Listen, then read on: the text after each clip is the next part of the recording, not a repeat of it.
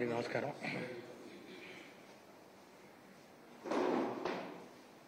ఈరోజు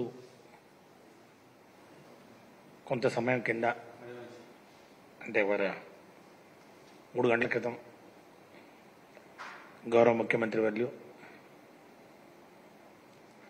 శ్రీ నారా చంద్రబాబు నాయుడు గారు సిఆర్డీఏ మీద అమరావతిని నిర్మాణం చేసే దిశలో వారి యొక్క విధానం చెప్తామని, ఇప్పటి వరకు సిఆర్డీఏ పరిధిలో ఏం జరిగింది, ఎక్కడ ఉంది అనే దాని మీద ఒక శ్వేతపత్రం విడుదల చేస్తామని చెప్పి ఒక ప్రజెంటేషన్ ఇవ్వడం జరిగింది. ఆ ప్రజెంటేషన్ నేను కూడా చూడడం జరిగింది. అది శ్వేతపత్రం అని చెప్పేదానికన్నా పచ్చపత్రం లేకపోతే వైసీపీ ప్రభుత్వం మీద నీలాప నిందలు వేసే పత్రం, నిరాధారంగా ఆధారాలు లేకుండా అభియోగాలు మోపుతూ 5 సంవత్సరాల కాలంలో వైసీపీ అమరావతి నిర్మాణాన్ని అడ్డుకుందని ఒక అంశాన్ని తీసుకొచ్చే ప్రయత్నం చేస్తూ అమరావతి విధ్వంసానికి వైసీపీ ప్రభుత్వం పాల్పడిందని, 5 సంవత్సరాల కాలంలో అమరావతి నిర్మాణం పనులు ఏమీ జరగలేదని, ఏం చేసినా కూడా అది వారి హయాంలో 2014-19 తెలుగుదేశం పార్టీ ప్రభుత్వం ఉన్న కాలంలో జరిగిందనే ఒక వాదనను వినిపించే ప్రయత్నం చేశారు. కానీ సఫలం కాలేకపోయారు. ఎందుకంటే ఆధారాలు ఏమీ లేకుండా రాజకీయ కోణంలో ఆ యొక్క ప్రజెంటేషన్ సాగిందనే విషయాన్ని కూడా ఈరోజు మీ అందరికీ మనవి చేసుకుంటా ఉన్నాం. ఒక శ్వేతపత్రం రిలీజ్ చేయాలన్నప్పుడు ఏ అంశం మీదైనా కూడా వాస్తవాలు, గణాంకాలు, ఆధారాలతో పాటు వాటిని కోట్ అన్కోట్ చేస్తూ ప్రజెంటేషన్ చేస్తే బాగుండేది. అందుకే ఈరోజు నేను వైసీపీ ప్రభుత్వం గత 5 సంవత్సరాల కాలంలో అప్పుడున్నటువంటి గౌరవ ముఖ్యమంత్రి వర్యులు శ్రీ వైఎస్ జగన్మోహన్ రెడ్డి గారు ఇప్పుడు ప్రతిపక్ష నేతగా ఉన్నారు. వారి హయాంలో అమరావతి నిర్మాణం వైసీపీ ప్రభుత్వం ఆకాంక్షించింది, కోరుకుంది. వైసీపీ ప్రభుత్వం జగన్మోహన్ రెడ్డి గారి నాయకత్వంలో 5 సంవత్సరాల కాలంలో ఖచ్చితంగా అనేక అంశాలను తీసుకోవడం జరిగింది, నిర్మాణాలను చేపట్టడం జరిగింది. ఒక ప్లాన్ ప్రకారం అంటే గతంలో వారు ఏదైతే మొదలుపెట్టడం జరిగిందో smart city, Amaravati smart city కానివ్వండి, కోర్ క్యాపిటల్ కానివ్వండి, ఈ యొక్క ఆల్ ఇండియా సర్వీసెస్, అట్లాగే ఎమ్మెల్యే ఎమ్మెల్సీ క్వార్టర్స్ కానివ్వండి, అంటే అమరావతి గవర్నమెంట్ కాంప్లెక్స్ నిర్మాణం కానివ్వండి, రోడ్లు కానివ్వండి, ఇవన్నీ కూడా ముందుకు తీసుకోవడం జరిగిందనే విషయాన్ని, ముఖ్యంగా తెలుగుదేశం పార్టీ ప్రభుత్వం తీర్చకుండా పోయినటువంటి అప్పులు ఏవైతే ఉన్నా, బకాయిలు అయితే అనేటివి వాటిని కూడా తీర్చే కార్యక్రమంలో కూడా పూర్తిగా చిత్తశుద్ధితోటి వైఎస్ఆర్ కాంగ్రెస్ పార్టీ ప్రభుత్వం పనిచేసిందనే విషయాన్ని అంకెలతోటి, ఆధారాలతోటి ఈరోజు చెప్పే ప్రయత్నం చేస్తానని చెప్పి కూడా మీ అందరికీ సవినయంగా మనవి చేసుకుంటా ఉన్నాం. దానికి ఒకటే నేను చెప్పదలుచుకున్నాను, ఒక్కసారి మనం గతంలోకి వెళ్ళాల్సినటువంటి అవసరం ఉంది. ఈ అమరావతి నిర్మాణం ఏదైతే ఉందో ఈరోజు మళ్ళా మేము నిర్మాణం చేస్తాం, పునర్నిర్మాణం చేస్తామని చెప్తా ఉన్నారు. ఇది చంద్రబాబు నాయుడు గారు ఈ ప్లాన్ నాది, ఈ విజన్ నాది అని చెప్పినటువంటి వ్యక్తి మరి అమరావతి కోసం, అమరావతి పూర్తి చేయడానికి వారు ఎందుకు పరిపూర్ణంగా ఖర్చు పెట్టలేకపోయారు? వారు పెట్టిన ఖర్చు ఎంత? వారు పెట్టిన బకాయిలు ఎంత? అసలు వారి హయాంలో ఏం జరిగింది అనే విషయం ఖచ్చితంగా రాష్ట్ర ప్రజలందరూ కూడా ఒకసారి నేను గుర్తు చేయాల్సినటువంటి అవసరం ఉంది. ఎందుకంటే అక్కడి నుంచి వాళ్ళు మొదలు పెడితే బాగుంటుందని చెప్పి నా యొక్క ఆలోచన విధానం. ఎందుకంటే దాంట్లో ఏం జరిగిందనే విషయం, ముఖ్యంగా ఆ ఇన్సైడర్ ట్రేడింగ్ అనేది ఏదైతే మేము చెప్పడం జరిగిందో దానికి ఏదైతే వారు దాన్ని ప్రతిఘటించే ప్రయత్నం చేశారో ఆధారాలతో పాటు మేము చూపించిన విషయాన్ని కూడా ఈ సందర్భంగా నేను ఉటంకిస్తా ఉన్నాను. ఒక్కసారి వెనక్కి వెళ్తే ఈ రాజధాని కోసం ప్రకటన జరిగిన సమయం ఏదైతే ఉందో సెప్టెంబర్ 4, 2014లో ఈ రాజధాని ప్రకటన చేయక ముందే అక్కడ భూములు కొనిన మాట విషయం ఒకసారి కూడా పరిశీలన చేయాల్సినటువంటి అవసరం ఉంది. అక్కడి నుంచి మొదలు పెడితే బాగుంటుంది.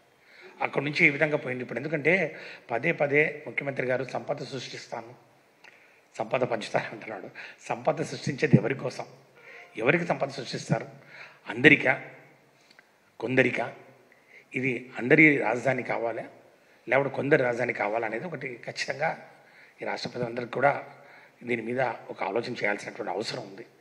ఎందుకంటే మేము ఎప్పుడు కూడా అమరావతి రాజధానిగా ఉండాలని కోరుకున్నాం. అఫ్కోర్స్ మా యొక్క విధానం 3 రాజధానుల విధానం, అందులో అమరావతి కూడా ఒకటి ఉందనే విషయాన్ని కూడా మళ్ళీ ఒకసారి నేను గుర్తు చేస్తూ ఉన్నా.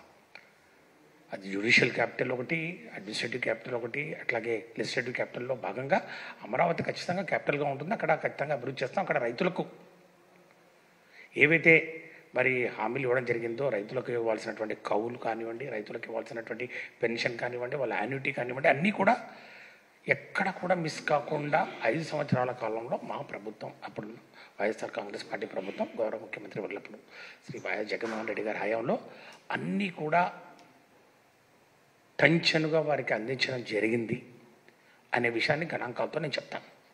అంతేకాకుండా వాళ్ళకి ఇవ్వాల్సినటువంటి భూమి లేని నిరుపేదలకు ఇవ్వాల్సినటువంటి పెన్షన్ కూడా పెంచినటువంటి విషయాన్ని కూడా మేము ఈ సందర్భంగా నేను తీసుకొస్తాం.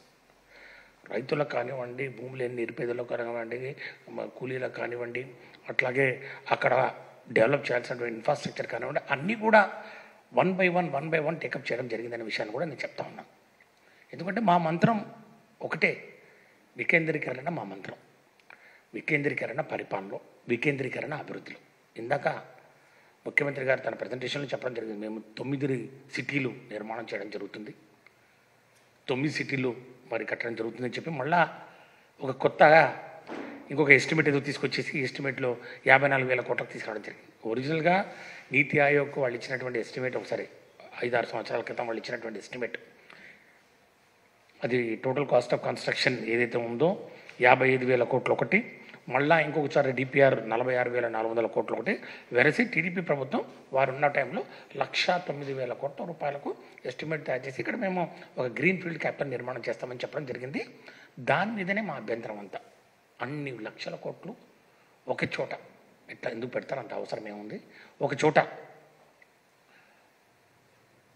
మరి అనావృష్టి, కరువు కటకాలతో ఉంటా ఉంది, ఒక చోట తాగునీరు లేని పరిస్థితి ఉంది, ఒక చోట మరి పంటలు ఎండిపోయి మరి ముఖ్యంగా ప్రజలకు కనీస వసతులు లేని పరిస్థితులు, మరి విద్యాపరంగా అట్లాగే వైద్యపరంగా వెనుకబడిన ప్రాంతాలు, జిల్లాలు ఉన్న నేపథ్యంలో ఒకే ప్రాంతంలో ఒకే చోట ఇన్ని లక్షల కోట్ల రూపాయలు ఖర్చు పెట్టి నిర్మాణం అవసరమా అనే విషయం ప్రధానంగా ఇక్కడ వైసీపీ యొక్క ఆలోచన విధానం, జగన్మోహన్ రెడ్డి గారి యొక్క ఆలోచన విధానం, ఆయన యొక్క భావజాలాన్ని రాష్ట్ర ప్రజలందరూ ఒకసారి గుర్తు చేసుకోవాలని చెప్పి కూడా నేను మనవి చేస్తాను.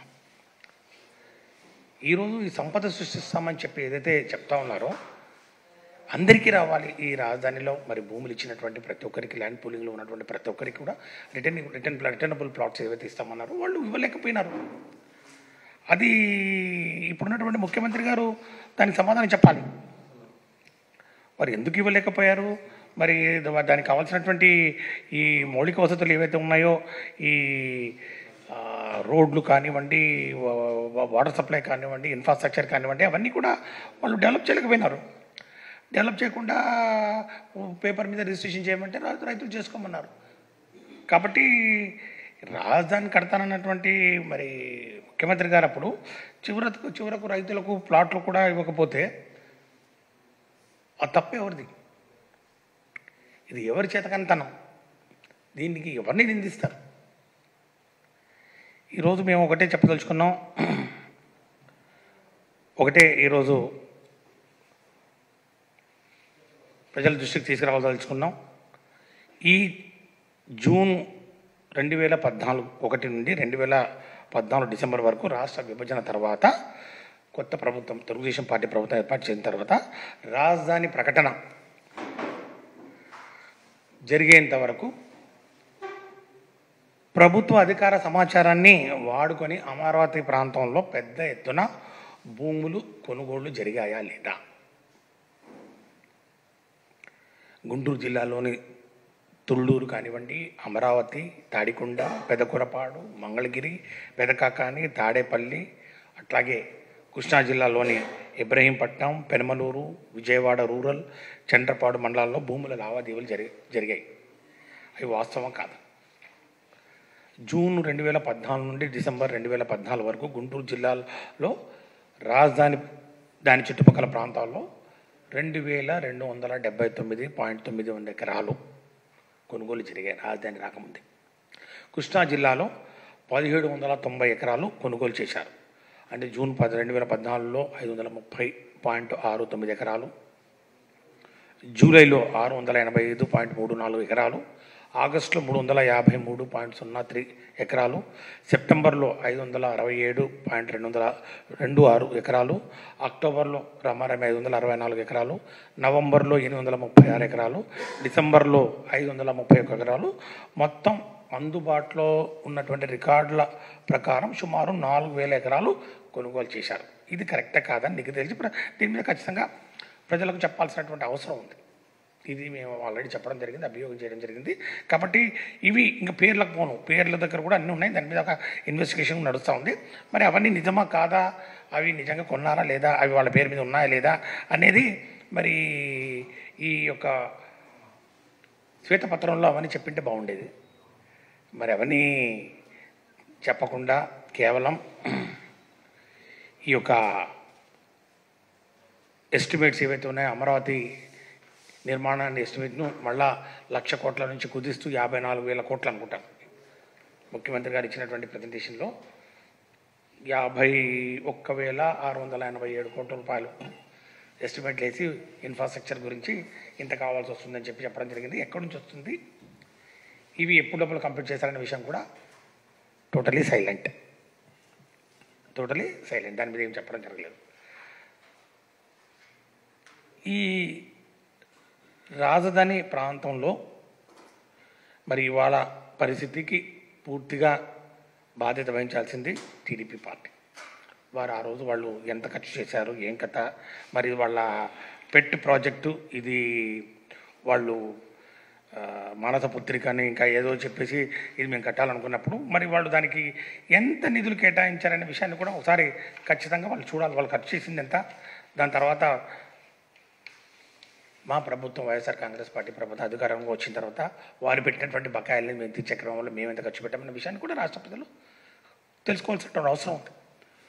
ఇది అమరావతి మీద నిర్మాణం చేస్తామని చెప్పి 1,00,000 కోట్లు ఎస్టిమేట్లు వేసి 50,000 కోట్లకు డిపిఆర్లు తయారు చేసి చివరకు వాళ్ళు ఖర్చు చేసింది వారి మాటల్లోనే ముఖ్యమంత్రి గారు ఈరోజు ఇచ్చినటువంటి ప్రజెంటేషన్స్లోనే సుమారు 4,900 కోట్లు, 4,800 కోట్లు, 5,000 కోట్లు దగ్గర ఇచ్చినారు. ప్లస్ ఒక 2,000 కోట్లు బకాయిలు పెట్టి వెళ్ళారు. ఈ 5,000 కోట్లు కూడా వాళ్ళు ఏదైతే తీసుకురావడం జరిగిందో అవి కూడా అన్ని అప్పులు తీసుకొచ్చారు. హడ్కో నుంచి మాస్టర్ ప్లాన్ వేస్తాము, రోడ్లు వేస్తాము, ట్రక్ ఇన్ఫ్రాస్ట్రక్చర్ చేస్తామని చెప్పి 1,151 కోట్లు, 1,151.59 కోట్లు తీసుకురావడం జరిగింది. దానికి సంబంధించి రీపేమెంట్ పర్ యానము 100 కోట్లు మేము కట్టడం జరిగింది 5 సంవత్సరాలు. అమరావతి బాండ్స్ వీటిని మరి అమ్మేసి ఒక 2,000 కోట్లు తీసుకొచ్చేసి ఇది ఇన్ఫ్రాస్ట్రక్చర్ డెవలప్మెంట్ ప్రాజెక్ట్స్ అని చెప్పారు. ఇన్ఫ్రాస్ట్రక్చర్ ఏం చేశారో మీరు చూశారు. దీనికి కూడా రీపేమెంటు పర్ ఇయర్ ఆల్మోస్ట్ 886 కోట్ల రూపాయలు జరుగుతాం ఇచ్చింది. అట్లాగే కన్సార్షియం ఆఫ్ బ్యాంక్స్ 3 బ్యాంకుల్లో దగ్గర నుంచి లోన్ తీసుకున్నారు. యూబీఐ కానివ్వండి, ఐబీ కానివ్వండి, బీఓబీ కానివ్వండి, వీటి దగ్గర నుంచి కూడా సుమారు 1,955 కోట్లు, అంటే సుమారు 2,000 కోట్లు. అంటే ఇవన్నీ కలిపి సుమారు 5,000 కోట్లు ఏవైతే ఇచ్చారో అంతా లోన్లే, దానికి రీపేమెంట్ అంతా మేము కట్టడం జరిగింది. వాళ్ళు చేసింది ఆ 5,000 కోట్లకి ఎంత వర్క్ చేశారో మనకు చూడడం జరుగుతుంది. అక్కడ సీడ్ యాక్సిస్ రోడ్ కంప్లీట్ చేయలేదు, కరకట్ట దగ్గర రోడ్డు వైడనింగ్ జరగలేదు, చివరకు సీడ్ యాక్సిస్ రోడ్డు మీద లైట్లు కూడా వేయకుండా వెళ్ళారు. ఆ సీడ్ యాక్సిస్ మీద లైట్లు కూడా వేయకుండా వెళ్ళిపోయారు. ఆ లైట్లు కూడా మేమే వేసాం. లైట్లు కూడా మేమే వేసి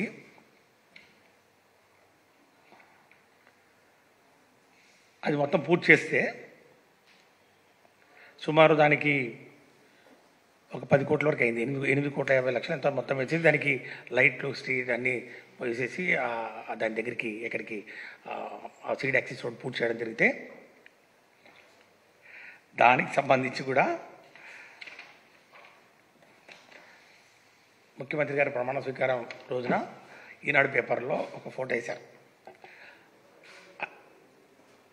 కూటమి ప్రభుత్వం అధికారం చేపట్టిన తర్వాత అమరావతి రోడ్లు దగదగలాడుతున్నాయని చెప్పి ఒక బొమ్మ వేశారు. దగదగలాడుతున్నాయని చెప్పి బొమ్మ వేసింది, ఈ లైట్లు వేసింది, ఈ లైట్లు పూర్తి చేసింది. ఇవి ఎవరు వాళ్ళు వేసారా మేము వేసారా, వీళ్ళు మేము దారి చేసినా వాళ్ళు బొమ్మలు వేసుకొని ఇది మేము చేసిందని చెప్పి చెప్తా ఉన్నారంటే ఇంకా నేనేం మాట్లాడదలుచుకోలేదు. ఇది వారి విజ్ఞతకే వదిలేస్తున్నాం. లైటింగ్ దగ్గర నుంచి మొదలు పెట్టుకుంటే 5 సంవత్సరాల కాలంలో అనేకమైనటువంటి కార్యక్రమాలు. ఈరోజు 3 రాజధానులకు మేము కట్టుబడి ఉన్నా కూడా, జ్యుడిషియరీ క్యాపిటల్ వేరే చోట పెట్టుకున్నా కూడా ఇక్కడ జ్యుడిషియరీ ఇక్కడ ఉంది కాబట్టి హైకోర్టులో వాళ్ళకి ఇబ్బంది కలుగుతుంది కాబట్టి అక్కడ కూడా ఒక G+3 ఒక కాంప్లెక్స్ కట్టి 14 కోర్టు భవనాలను కూడా నిర్మాణం చేయడం జరిగింది. సుమారు 46 కోట్ల రూపాయలతోటి అడిషనల్ హైకోర్టు బిల్డింగ్ కూడా వైఎస్ఆర్సీపీ ప్రభుత్వం అధికారంలో కట్టడం జరిగింది. అన్నిటికన్నా ముఖ్యమైనది ఇది అందరి రాజధాని కావాలి, అందరికీ దీనిలో అవకాశం ఉండాలి.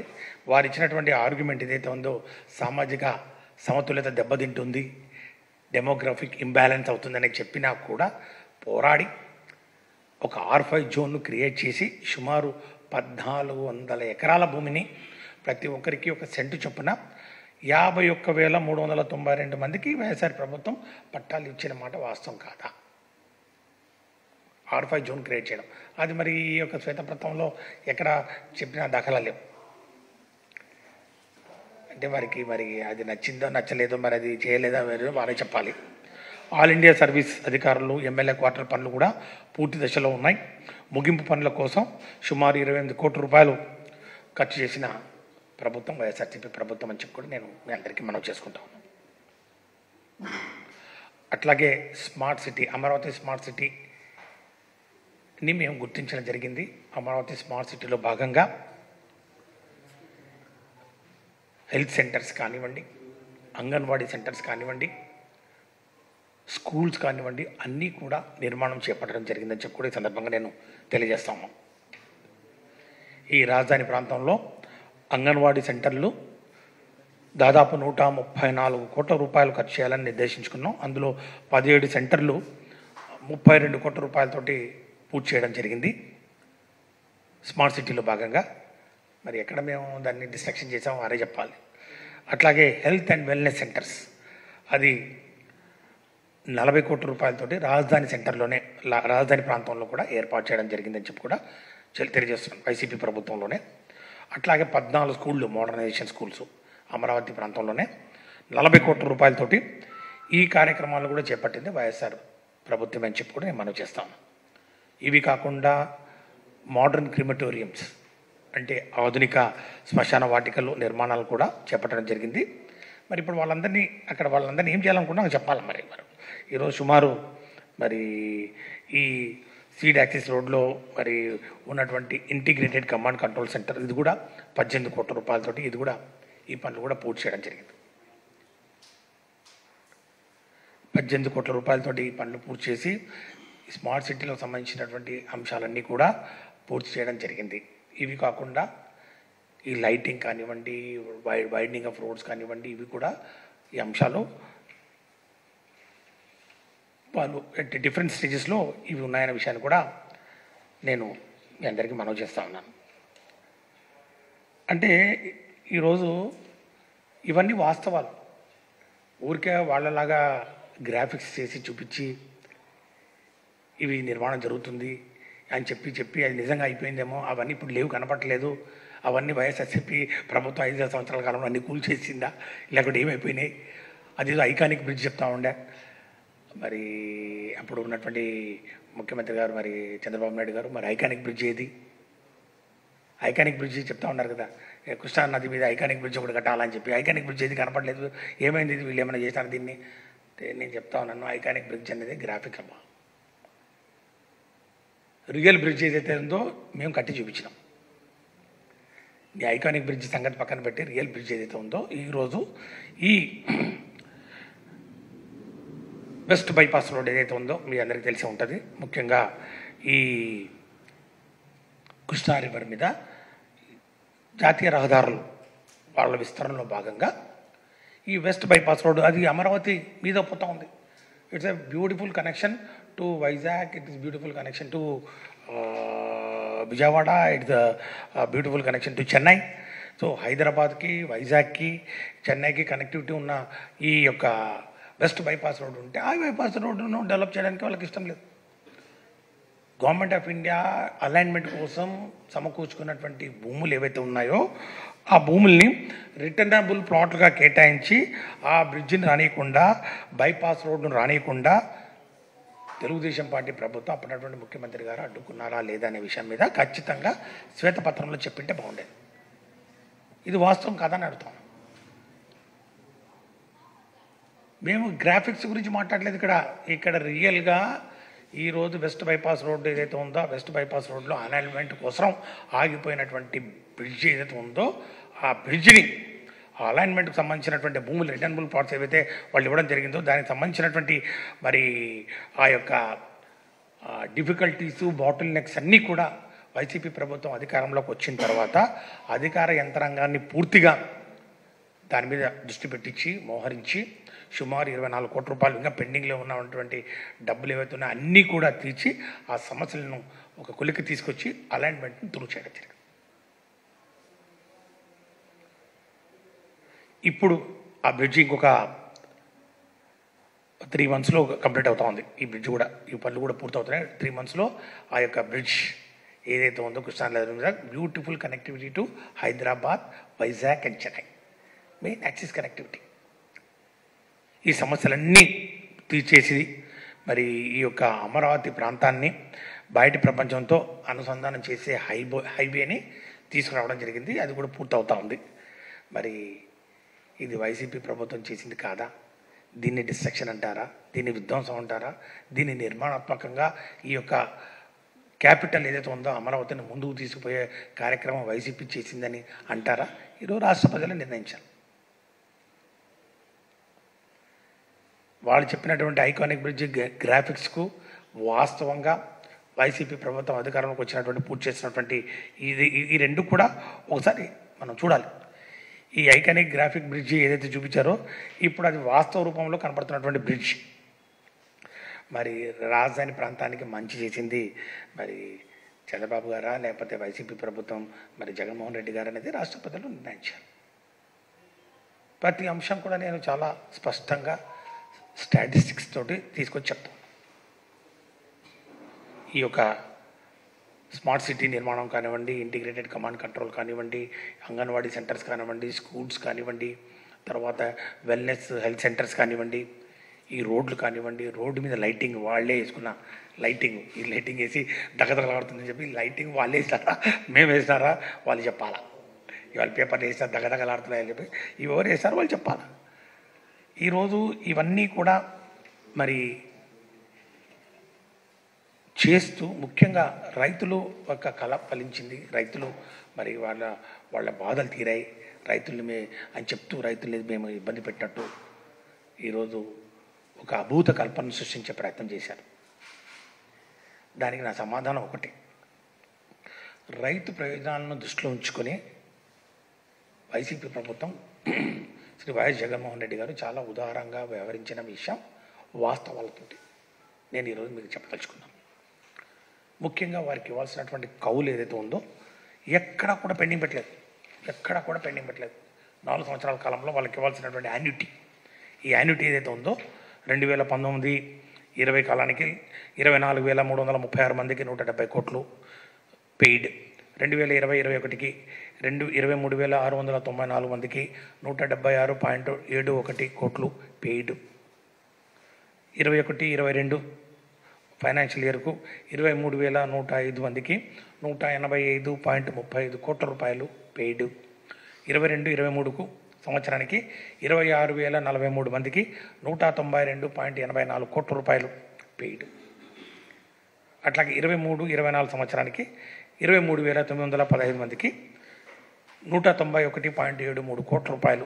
అందులో 16.64 కోట్లు పెయిడ్, మిగతాది 175.09 కోట్లు సిఎఫ్ఎంఎస్లో పెండింగ్లో పెట్టడం జరిగింది. ఎలక్షన్ కోడ్ రావడం ఆ టైంలో అంత వచ్చింది.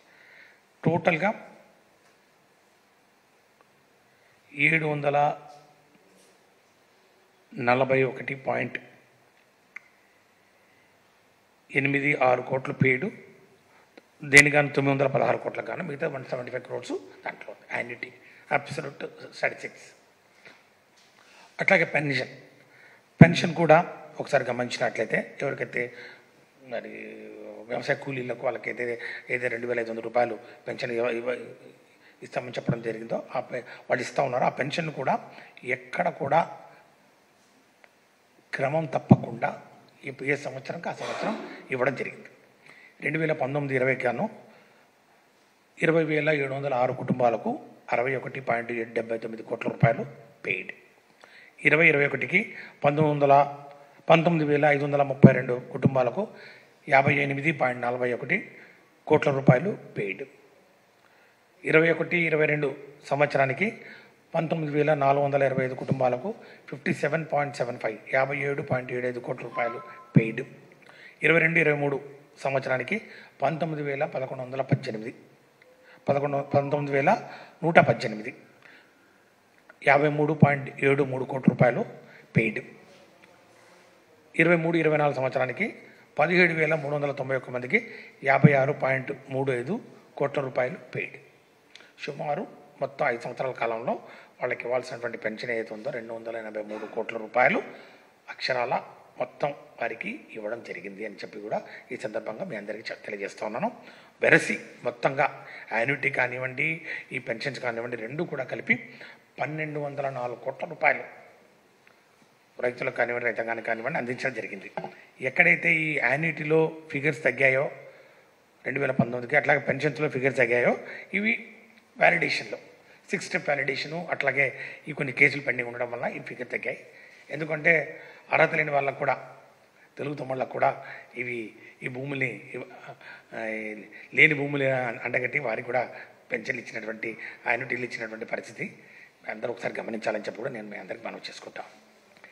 ఇవి కాకుండా అతి ముఖ్యమైనది ఈ పెన్షన్, మంత్లీ పెన్షన్ ల్యాండ్లెస్ పూర్కి ఏదైతే ఉందో సిఆర్డీ ఏరియాలో అది 2,500 నుంచి 5,000 రూపాయలకు పెంచినటువంటి ఘనత కూడా వైసీపీ ప్రభుత్వం అంది గౌరవ ముఖ్యమంత్రి వర్లప్పుడు శ్రీ వైఎస్ జగన్మోహన్ రెడ్డి గారిది అని చెప్పి కూడా ఈ సందర్భంగా నేను మనం చేస్తాం. Gazette notification.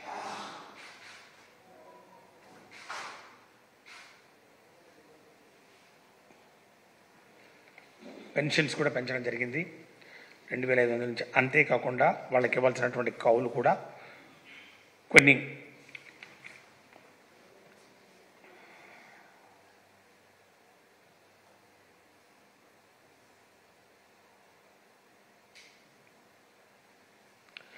ఈ కౌలు ముఖ్యంగా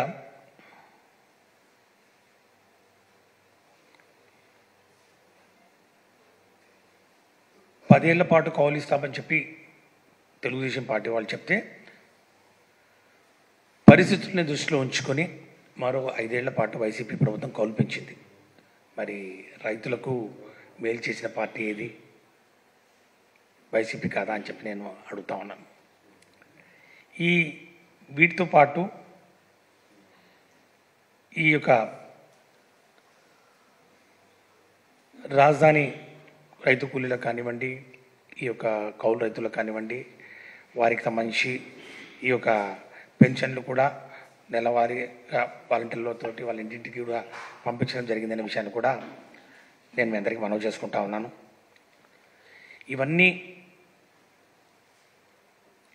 వైసీపీ ప్రభుత్వం చేస్తే మరి తెలుగుదేశం పార్టీ ప్రభుత్వం ఏం చేసిందా ఆ సమయంలో ఒకసారి గమనించాలి. ఈ అమరావతిని అడ్డు పెట్టుకుని వారు అధికారంలో ఉన్న సమయంలో విజయవాడను పూర్తిగా నిర్లక్ష్యం చేశారు. ఈరోజు చూస్తారు విజయవాడలో ఉన్నటువంటి ఫ్లైఓవర్స్ కానివ్వండి, విజయవాడలో ఉన్నటువంటి రోడ్స్ కానివ్వండి, విజయవాడలో ఉన్నటువంటి కనెక్టివిటీస్ కానివ్వండి, ఏ విధంగా 5 ఏళ్ల కాలంలో మేము పూర్తి చేస్తామో ఒకసారి విజయవాడ వాస్తవాలందరూ కూడా ఈరోజు చూస్తూ ఉన్నారు. మంగళగిరిని నిర్లక్ష్యం చేశారు. ఈరోజు మంగళగిరి మున్సిపల్ కార్పొరేషన్ చేసి ఈరోజు ఏ విధంగా దాని అభివృద్ధిని మరి ఈరోజు ముందుకు తీసుకుపోతున్నాము ఈరోజు అందరూ గమనిస్తూ ఉన్నారు. గుంటూరును నిర్లక్ష్యం చేశారు, తెనాలిని నిర్లక్ష్యం చేశారు. ఏకంగా కృష్ణా గుంటూరు జిల్లాలో అభివృద్ధిని పూర్తిగా గాలికి వదిలేశారనే విషయం వాస్తవం కాదా? ఎందుకంటే అమరావతిలోనే భూములు కొనాలి, అక్కడ భూములు కొన్నవారికి మంచి రేట్లు రావాలి. దీనికోసం ఏకంగా 2 జిల్లా పరిధిలో జోన్లు క్రియేట్ చేశారు. జోన్లు క్రియేట్ చేసి green zone, red zone, orange zone, రకరకాల జోన్లు క్రియేట్ చేసి రైతులను నానా ఇబ్బందులను గురి చేసిన మాట వాస్తవం కాదా అని చెప్పి నేను అడుగుతా ఉన్నాను. కృష్ణా గుంటూరు జిల్లాలో పట్టణంలో కూడా ఆస్తుల విక్రయం కానివ్వండి, కొనుగోలు ప్రక్రియ కానివ్వండి, రిజిస్ట్రేషన్ ఆఫీసుల్లో మరి కానికుండా అడ్డుకున్న మాట వాస్తవం కాదా? పిల్లల చదువుల కోసం పెళ్ళిళ్ళు చేయలేక చాలామంది ఇబ్బందులు పడ్డ అంశం ఈ రాష్ట్ర ప్రజలకు తెలియనిది ఏమీ కాదు. ఇవన్నీ కూడా గురిగింజ సమతి కింద ఈరోజు వాళ్ళు చేసి వైసీపీ ప్రభుత్వంలో ఇక్కడంతా కూడా విధ్వంసం జరిగింది, ఇక్కడంతా రైతులకు అన్యాయం జరిగింది, ఇక్కడంతా కూడా ఈ అమరావతిలో ఏమి అభివృద్ధి జరగలేదని చెప్పి విషయం ఈరోజు శ్వేతపత్రం విడుదల చేసే క్రమంలో ఈరోజు ముఖ్యమంత్రి గారు చెప్పడం, మరి ఆ విధంగా భ్రమ కలిగించే విధంగా రాష్ట్ర ప్రజలను తప్పుదోవ పట్టించే కార్యక్రమం చేయడం హాస్యాస్పదంగా ఉందని చెప్పి కూడా నేను మనం చేసుకుంటాను. ఈరోజు వారు చేసినటువంటి ప్రజెంటేషన్లో ఒకటి మాత్రం వాస్తవం చెప్పారు, ఒక స్లైడ్ కూడా వాస్తవంగా చూపించారు. ఆ యొక్క అమరావతి నిర్మాణంలో కేంద్ర ప్రభుత్వం నుంచి వారు ఏమి తీసుకురాలేకపోయారు, ఒక్క మట్టి నీరు తప్ప. మట్టి నీరు తప్ప ఇంకేం తెచ్చుకోలేకపోయారు. కనీసం ఇప్పుడన్నా ఈరోజు కేంద్రంలో వారు భాగస్వాములు ఉన్నారు. ఈరోజు ఇక్కడ కూడా ప్రభుత్వం ఎన్డీఏ ప్రభుత్వం అని పదే చెప్తా ఉన్నారు. వారికి నచ్చినప్పుడు ఎన్డీఏ ప్రభుత్వం అంటారు, లేకపోతే తెలుగుదేశం పార్టీ ప్రభుత్వం అంటారు. ఏదైనా కూడా ఈరోజు నిజంగా మీకు చిత్తశుద్ధి ఉంటే అమరావతిని అభివృద్ధి చేయాలనుకుంటే గతంలో మరి నీరు మట్టి తీసుకొచ్చినట్టు కాకుండా ఫండ్స్ తీసుకురండి, నిధులు తీసుకురండి, అభివృద్ధి చేయండి. మేము నిర్మాణాత్మకంగా ఒక ప్రతిపక్షంగా మీకు ఖచ్చితంగా సలహాలు సూచనలు ఇస్తూ ఎప్పటికప్పుడు ఎక్కడ కూడా అవినీతి జరగకుండా, ప్రజల సొమ్ము వృధా కాకుండా, ప్రజల ఒక గొంతుకను మేము వినిపిస్తాం. we represent the voice of the millions of voiceless people. బాధ్యతాయుతంగా ఎప్పటికప్పుడు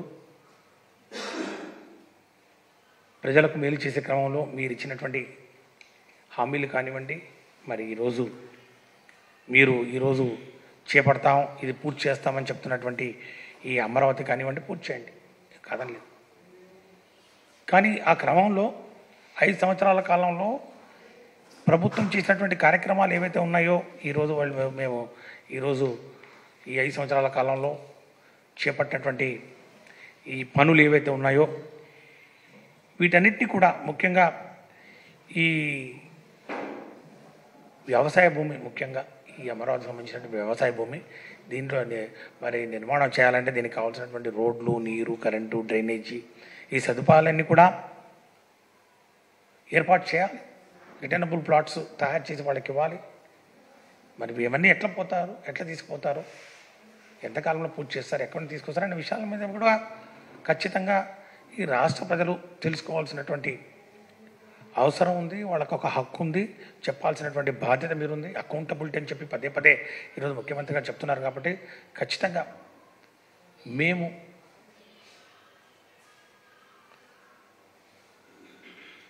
అకౌంటబుల్గా, ట్రాన్స్పరెంట్గా, కరప్షన్ ఫ్రీగా, ఎఫిషియెంట్గా పనిచేసాం. సరే, ఫలితాలు అనేవి దైవాధీనం, అది వాళ్ళ యొక్క ప్రజల యొక్క ఆలోచన విధానం వారి యొక్క అవసరాలను బట్టి అవి వచ్చాయి. దానికి దీనికి సంబంధం లేదు. కానీ ఈరోజు ఖచ్చితంగా మాకు ఇచ్చినటువంటి ఒక బాధ్యతను మేము నిర్వర్తించే క్రమంలో మీరు ఈరోజు ఏదైతే శ్వేతపత్రాలు రిలీజ్ చేస్తూ ఉన్నారో దయచేసి శ్వేతపత్రాల్లో వాస్తవాలను చెప్పండి. 5 సంవత్సరాల కాలంలో ఏవైతే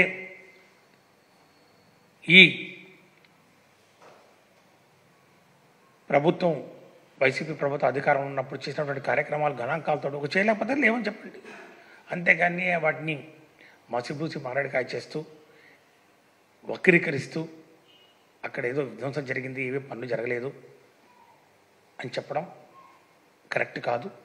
ఇది ప్రజలను పక్కదో పట్టించడం తప్ప వేరే విషయం కాదు. ఈరోజు ఏవైతే నేను చెప్పడం జరిగిందో అవన్నీ కూడా దయచేసి they are open for inspection, they are open for visit. అవన్నీ కూడా చూడడానికి ముఖ్యంగా హైకోర్టు నిర్మాణం ఏవైతే చేపట్టడం జరిగిందో, ఈ సీడ్ యాక్సిస్ రోడ్లు లైటింగ్ ఏదైతే వేయడం జరిగిందో, ఈ అంగన్వాడీ సెంటర్స్ కానివ్వండి, స్కూల్స్ కానివ్వండి, ఈ యొక్క వెల్నెస్ క్లినిక్, హెల్త్ క్లినిక్స్ కానివ్వండి, ఇవన్నీ ఏవైతే నిర్మాణం చేసి జరిగిందో ఇవన్నీ చూడొచ్చు. అంతేకాకుండా ఒకసారి నేను బ్యాక్గ్రౌండ్లోకి వెళ్ళిన అంశాలు కూడా ఏవైతే ఉన్నాయో అవన్నీ కూడా వాటి మీద కూడా మీరు వాస్తవాలు చెప్పండి. అవి జరిగాయా జరగలేదా, ఆ యొక్క ఇన్సైడర్ ట్రేడింగ్ ఏవైతే ఆ భూ కొనుగోలు జరిగాయా లేదా, ఈరోజు సంపద పెంచే కార్యక్రమాలు వాళ్ళకైనా అందరికైనా, ఆ యొక్క అమరావతి నిర్మాణంలో అందరికీ భాగస్వామ్యం చేయండి. అది అందరి రాజధాని కావాలి, కొందరి రాజధాని కాకూడదు.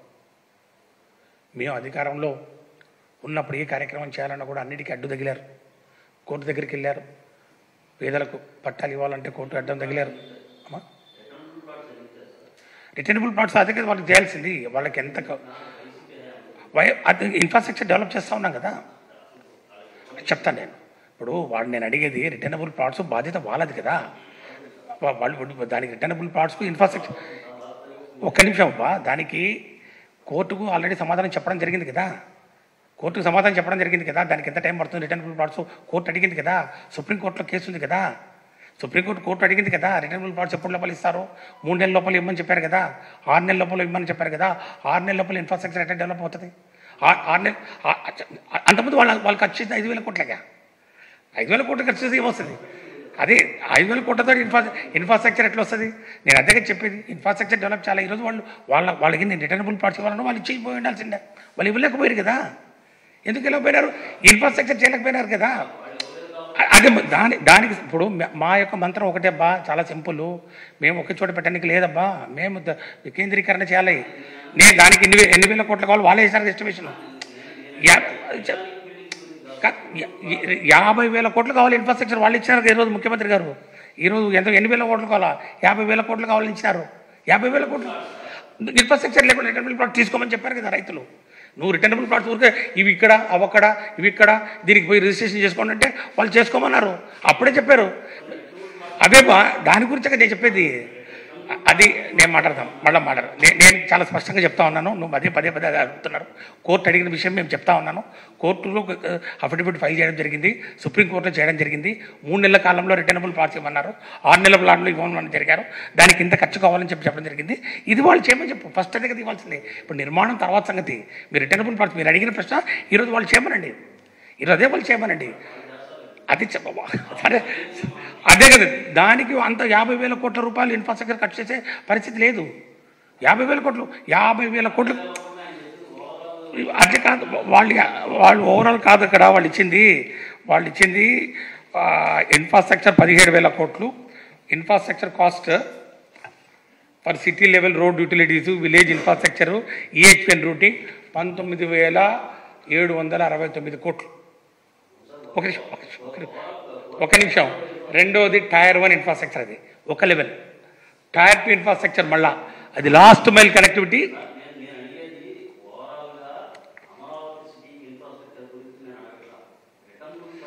ఎక్కడ మేము ఇన్ని వేల కోట్లు ఖర్చు పెట్టలేమని మేము ముందే చెప్తున్నాం కదా. వాళ్ళు కూడా ఇప్పుడు అదే చెప్తున్నారు కదా. అది వాళ్ళు చెప్పాలి కదా. ఇప్పుడు రిటర్నబుల్ ప్లాట్స్ ఇచ్చారా ఇవ్వాలా వద్దా అనేది కోర్టు కేసుల పరిధిలో ఉంది కదా. ఇది నా వైపు డెఫినెట్గా చెప్పాము. దీనికి 1,00,000 కోట్లు కావాలని చెప్పాము. దీనికి 1,00,000 కోట్లు ఎకరాకు మేము చేయాలంటే ఇంత డబ్బులు కావాలని చెప్పాము. దాన్ని అమ్మాలని, దాని రిటర్నబుల్ ప్లాట్స్ వాళ్ళకు స్పేర్ ల్యాండ్ 50,000 ఎకరాలు ఇచ్చారు. 33,000 ఎకరాలు ల్యాండ్ పూలింగ్ వచ్చింది. 39,000 ఎకరాలు మిగతావి వాళ్ళు అక్వైర్ చేశారు. 50,000 కోట్లలో కొంత భూమిని అమ్మేసి దాన్ని ఫండ్స్ తెచ్చుకొని దాన్ని డెవలప్ చేద్దామంటే కోర్టు కేసులు వచ్చాయి కదా, కోర్టు కేసులు వేశారు కదా, ఎక్కడికక్కడ కోర్టు కేసులు వేశారు కదా. ఇవి అమ్మకూడదు, ఇవి అమ్మ చేయకూడదు. రిటర్నబుల్ ప్లాట్స్ వాళ్ళకి రైతులకు వాళ్ళు ఇవ్వాలంటే వాళ్ళు మేము ఎందుకు ఇచ్చాము మీకు ల్యాండ్ పూలింగు? మాకు ఇన్ఫ్రాస్ట్రక్చర్ డెవలప్ చేయాలి, మాకు రోడ్స్ వేయాలి, మాకు డ్రైనేజ్ ఇవ్వాలి, వాటర్ కనెక్ట్ ఇవ్వాలి, వాల్యూ పెంచాలన్నారు. ఇప్పుడు ముఖ్యమంత్రి గారు చెప్పింది ఏంటి? సంపద పెంచాలంటే ఇన్ఫ్రాస్ట్రక్చర్ పెరగాలి కదా. ఇన్ఫ్రాస్ట్రక్చర్ పెరగాలంటే 30,000 కోట్లు ఖర్చు పెట్టాలి. మీరు పెట్టాకనే రిటర్నబుల్ ప్లాట్స్ మాకు ఇవ్వండి, అప్పుడు రిజిస్ట్రేషన్ చేయండి. అంతేగాని రిటర్నబుల్ ప్లాట్స్ మీకు ఇచ్చాం కాబట్టి 250 గజాలు కమర్షియల్ ప్లాటు, 850 గజాలు రెసిడెన్షియల్ ప్లాటు, ఈ రెండు మీకు ఇస్తాము ప్రతి ఎకరాకు, ఇక్కడ ఇస్తామంటే మేము తీసుకోమన్నారు. మాకు ముందు ఇన్ఫ్రాస్ట్రక్చర్ డెవలప్ చేయండి అంటే ఈరోజు మా ముఖ్యమంత్రి గారు ఈరోజు ఇన్ఫ్రాస్ట్రక్చర్కి 51,000 కోట్ల రూపాయలు tier 1 infrastructure, first level infrastructure, second level infrastructure. So కాబట్టి మేము ఎక్కడా కూడా ఈరోజు వారిని డిస్కరేజ్ చేయాలనో, వారిని మరి నిరుత్సాహపరచాలనో, వ్యంగ్యంగా వారితో మాట్లాడాను కదా. వాస్తవాలు మేము చెప్పినవే మళ్ళీ అదే చెప్తా ఉన్నారు. ఈరోజు రాష్ట్ర ప్రజలకు విన్నవించుకుంటా ఉన్నాం. ఈరోజు మళ్ళీ 54,000 కోట్లు ఓన్లీ ఇన్ఫ్రాస్ట్రక్చర్కి డెవలప్ చేయాలన్నారు. చేయమనండి.